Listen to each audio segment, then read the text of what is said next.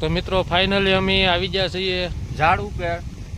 ઝાડ છે હું ગોતવાનું છે વાંધો છે હું ગોતવાનું છે રૂસ ઝાડવું. તો મિત્રો જઈએ છીએ એવું ન હોય તથા આમાં બધું ટીટોડી ન થાય તો અમે જઈએ એક જાદુઈ વૃક્ષ ગોતવા માટે. એ વૃક્ષમાં આ તખાભાઈ છે એને બધી ખબર પડે. દાંતકાઠમાં મોળિયા અને આ તખાભાઈનું કહેવાનું એવું છે ભીમભાઈનું ને ગાડી ન રોકાય જવા દે. તો મિત્રો ગાડીમાં પંચર પડી ગયું હતું. હવે પાછું જવા દે ગાડી. હવે ધીમે ધીમે હાંકજે ભાઈ, બહુ ફાસ્ટ નહીં હાંકતો. કંઈક માર તમ તારે ઓરલા બોલે. તો મિત્રો અમે ત્યાં પૂગી અને પછી તમને બતાવીએ એ વૃક્ષ. અત્યારે તો અમે જઈએ છીએ. બહુ લાંબા પડ્યા છે, બહુ સેટું છે. અને ભીમાભાઈ વૃક્ષની ખાસિયત શું છે કઈ ખબર? થાય છે એને કોર ખાઈ જાય ખાઈ જાય ની ખાસિયત ખાસિયત શું છે એ વૃક્ષની? તખનથી ભાઈ અત્યારે માથામાં ખંજવાળે છે, પાણાના ભડાકા બોલે છે.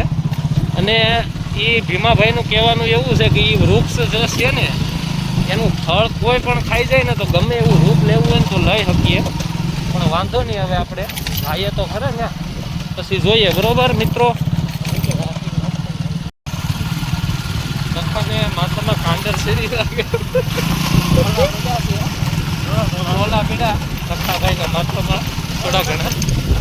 હવે ભીમજીભાઈ કહે છે કે એટલા પચાક ઝાડવું છે.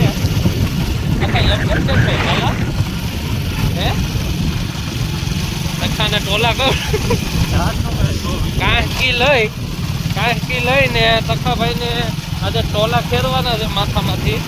અને ભીમાભાઈ ક્યાં છે હવે યાર? પાણીનો તો કાંટો હોય. અને મિત્રો આ તમે જોવો, આ જંગલ કહેવાય અમારું ગીરનું જંગલ. મિત્રો આ સુરત, અમદાવાદ, ભાવનગર કે પછી મુંબઈ કે દિલ્હી ગમે ત્યાં આ વિડીયો જોતા હોય તો મિત્રો આ જંગલમાં તમે જરૂર આવજો. એ ઝાડની મુલાકાત લેજો. આજે તમને બતાવીએ અમે ઝાડવું. કેવું ઝાડવું કહેવાય એને? પેલાનું ગુનવાણી ઝાડ, ગુનવાણી વૃક્ષ. સોરી મિત્રો, તમને મજા આવી છે. આખો વિડીયો જોજો પાછા. અને વિડીયો પસંદ આવે તો ચેનલને લાઈક, શેર અને સબસ્ક્રાઈબ કરજો. તો મિત્રો અહીંયા એક ઝાડવું સુકાઈ ગયું. એ તો ખોટા કાપી નાખ્યું લાગે. મિત્રો આ કૂતરો અહીંયા રસ્તામાં મળ્યો અમને, કાળો ભમર.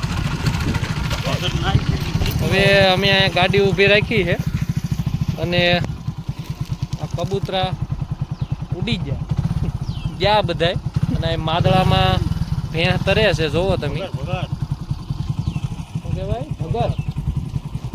જોવો મિત્રો, તમને ઝૂમ આમાંથી નથી થતું એટલે ઝૂમ કરીને તો નહીં બતાવું. તખાભાઈ તમે કંઈ કહેવા માંગો છો? અમે કાંઈ કહેવા નથી.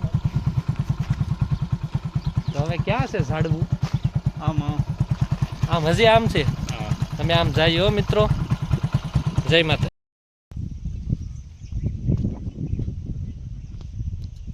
મિત્રો આ છે જંગલ અને આ જંગલની અંદર ગોતવાનું છે. શું ગોતવાનું છે? શું ગોતવાનું છે? રૂસ ઝાડવું. એટલે મોરલો લાગે સામે.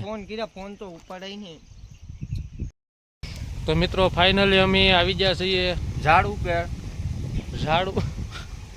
ઝાડવાની બાજુમાં. તો મિત્રો તમને બતાવીએ અમે જાદુઈ વૃક્ષ અને જાદુઈ ઝાડવું.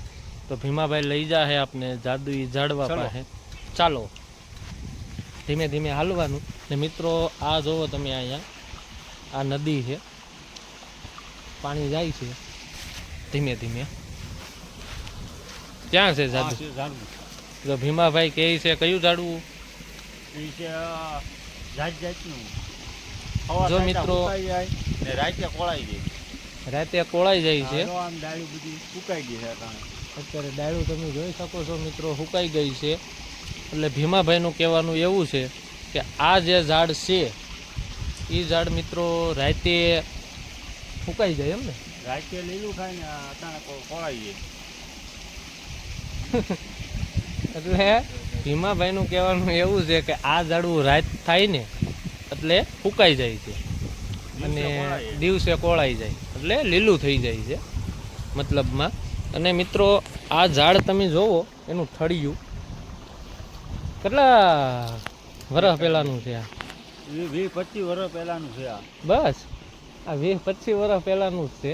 અને આ જંગલની અંદર આ જગ્યા ઉપર જ આ ઝાડવું મળે છે. તો મિત્રો તમે જોવો મિત્રો આ જે ઝાડની અમુક આ જે ડાળું છે બધી એ સુકાઈ ગઈ છે. એટલે આ બે ઝાડ થાય ને, બે ઝાડ, આ બે ઝાડ છે મિત્રો. એમાંથી અડધી ડાળું સુકાઈ ગઈ